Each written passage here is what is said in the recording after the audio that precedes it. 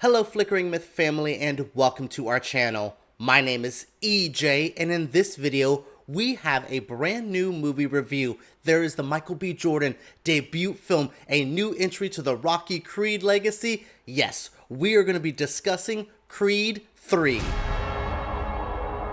In what is somehow the 9th entry in the Rocky franchise that started in 1976, we are at Creed 3. There has been 3 Creed films, which has been the spin-off slash legacy sequels to the original Rocky franchise, though this is the first one that has no Sylvester Stallone involved. This is also, though, the first one Michael B. Jordan is directing. Whoa. What a filmmaker to make a debut like this. What a privilege to be able to cut your teeth on something this big, this over the top, this dramatic, with this much weight around it. Michael B. Jordan is definitely in a good position, and I would say for the most part his directing worked for me. There is little things here that felt a bit debut film. A couple of the shots, a couple of the narrative choices, a bit of the pacing, it just did not all connect with me. Some of it felt a little bit been there, done that. Some of it, like the pacing, just felt off. There was a bit of the middle that dragged way too much, but overall this was a surprisingly decent film.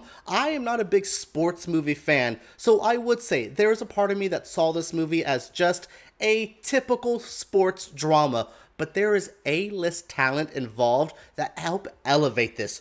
Michael B. Jordan, Jonathan Majors, and even Tessa Thompson, who I thought was almost going to get regulated to a wife role. She had a bit more to it. I was really impressed with that. She was good. The whole cast was good. We'll talk about Majors and Jordan just going at it and how amazing their work is together. But yeah, I would say overall Michael B. Jordan was a good captain of the ship. He knew what he was doing. He commanded his talent very well. There was just a couple things that kept this from being the oh my god movie I was hoping for. Adonis Donnie Creed is in a much different spot in this film. For Creed 3, we're seeing him in retirement. He's a family man now. He's trying to run the gym, find someone for his next, his champion, a big next contender, and he's trying to move forward, but his past will never escape him. There is a figure, Dame Anderson, played by Jonathan Majors, who appears after 18 years. They were best friends growing up, and a tragedy where Dame did something pretty bad separated them. Dame got locked up.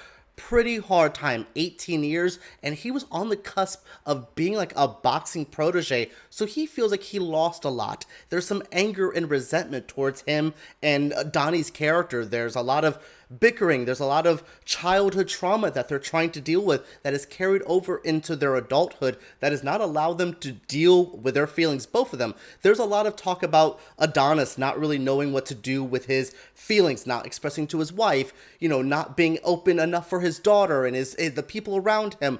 There's that part, but also, like, Dame, bro, talk about some shit. Like, what is going on? But Jonathan Majors plays that role very well. There's always a quiet creepiness to him. There's always a lot going on behind Majors' eyes. I kept waiting for the he's a pure villain moment in this movie. He's pretty bad, but he definitely became just average sports movie villain where he was cocky. I don't know, for me, I wanted him to like burn down houses. Like, he does do something pretty shady, but I wanted more from this story. This is a pretty decent story, but this felt like the middle entry, not the epic finale that I was expecting. Honestly, I think the Ivan Drago fight could have been shaped up a little bit differently and made it to the epic what this ending should be, because this is fine. I like the relationship between these two. I got it, but it didn't have the end factor other than Adonis came out of retirement, which was such a cliche. Yeah, other than that, there's nothing added to the weight of this.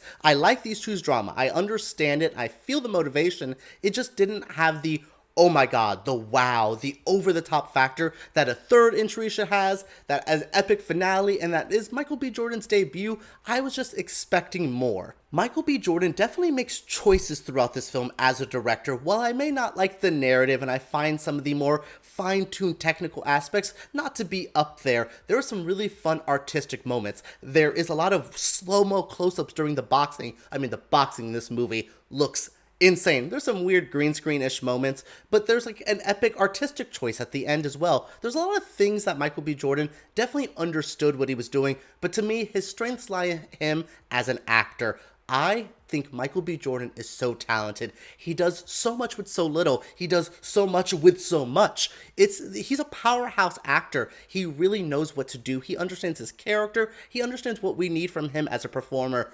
But my goodness, Jonathan Majors, what a shining revelation this man is. From Magazine Dreams that I saw earlier, from like The Last Black Man in San Francisco from years ago, The Five Bloods, to Quantumania, to this. What an amazing talent. I said it before, but he to me represents this generation perfectly. He's so vulnerable, but also so over the top. There's a lot of quietness to him, but there's a lot of loudness behind the eyes. There is just so much to this actor, and he truly added something to this that I thought was transcendent, that was layered and powerful and so juicy. This is an actor I cannot wait to see more of, and I'm so glad Michael B. Jordan gave him the chance to really shine in a movie, to give him the opportunity. I mean, the whole supporting cast, the whole cast was good, but this is truly like a B+ sports movie saved by A+ performers. Alright everyone, that is it for my review of Creed 3. I liked the movie, I don't love the movie. There's definitely parts that kept me a bit underwhelmed, but overall, I thought it was fine. I thought it was definitely a solid first film from Michael B. Jordan. I thought it was another great Jonathan Majors performance, and an overall decent sports movie in the epic log of sports movies. What did you guys think of this review? What do you think of this film? Share your thoughts in the comments below. Give me a thumbs up and subscribe to Flickering Myth. Alright, let's talk about Creed 3 Bellew.